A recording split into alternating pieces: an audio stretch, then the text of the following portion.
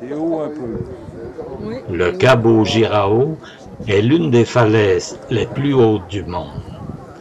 Du belvédère qui surplombe la falaise, on jouit d'une vue étendue sur la côte et nous éprouvons une sorte de vertige.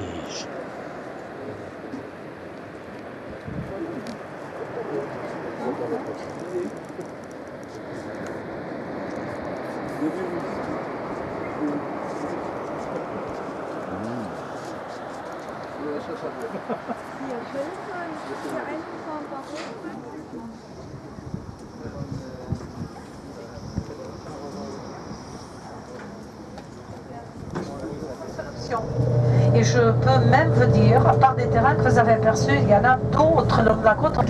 Par contre, je peux vous signaler qu'à droite de la falaise, il y a des terrains en bas qui sont privés depuis des générations. Ils ont appartenu à la Compagnie de Jésus et depuis des générations, ils ont le culte de la fleur. Je crois que je peux utiliser cette expression, ils ont le culte de la fleur. Et même si on n'a pas l'espace pour le jardin, quand il y a beaucoup de monde intéressé, automatiquement, ça fait monter les prix. C'est clair. C'est l'inévitable loi de marché. Certainement qu'au pays asiatique, la cargaison symbolique était une autre. Ici, elle a gagné cette formule pour protéger des mauvaises influences, des voisins moins sympathiques. Vous voyez là, les têtes, on voit bien. Alors, réparer la maison rose qu'on aperçoit, qui a les panneaux solaires, toiture bien, vous voyez, la grande inclinaison de la toiture. Et après quoi d'autre? Attention, aujourd'hui, vous pouvez venir à Madère. Vous êtes bienvenus. Même étant un étranger, si vous me permettez l'expression, vous voulez vous donner. Mais pour le moment, je vais passer cette information pour plus tard. On continue notre descente dans la mer, les structures métalliques. Et on commence déjà à produire pour le marché portugais. Par la qualité, en comparaison avec celle qu'on importe au Portugal, les nôtres gagnent la préférence. Ils sont vraiment très très bonnes chères. Si vous aimez le poisson, il est adorable. Alors, le petit village tout discret, mais les petits paniers, les esplanades pour ceux qui veulent prendre un petit café. Et là, vous allez noter un fortin circulaire. C'est il y a aussi un tout petit point de vente de fruits, de légumes des gens de pays. Là, il y a des toilettes publiques. Si vous avez la moindre difficulté d'entrefer, vous demandez toilette, les gens comprennent. Toilette, je veux faire pipi. On dit ça aussi en portugais. Chichi. Oui, c'est ça. Non, mais c'est vrai, c'est comme ça qu'on dit. Vous allez dire, Célia, on va pas dire ça, mais dites, osez communiquer avec les indigènes. Oh, vous allez faire. C'est voilà, en sortant, si vous voulez, vous prenez le pont, vous visitez l'église, et sortant de l'église, vous sortez à droite, vous contournez à droite, et voilà. Et vous serez là. Le front de mer avec les palmiers, c'est sur la gauche aussi. Mesdames et messieurs, j'ai pratiquement dit ça.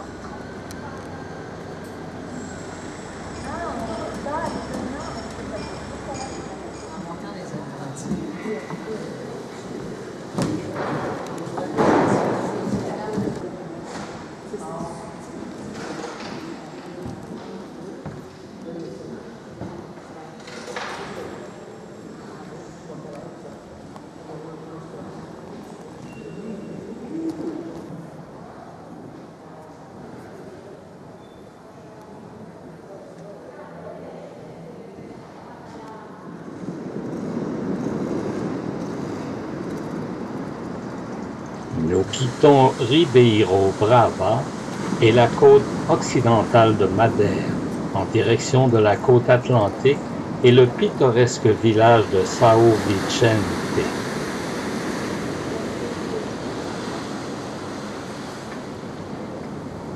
Nous allons traverser le village de Serra de Aguia et le pic La Boca de Ancumeada. Alors, mesdames et messieurs, c'était le petit village. Vous avez le temps pour une petite balade, un petit moment de détente. Oui. J'ai aperçu que tout le monde a chez moi.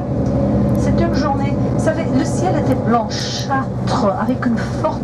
Dans cette vallée, c'était l'enfer sur la terre. Nous sommes sur la route qu'il a fallu édifier parce que la route était là à gauche. Vous voyez là, l'ancienne, plein de monde, moi en ville. Toute l'avenue parallèle au bord de la mer, on était hier, elle était. On avait l'impression le lendemain que rien n'avait passé parce que le ciel était bleu, le soleil.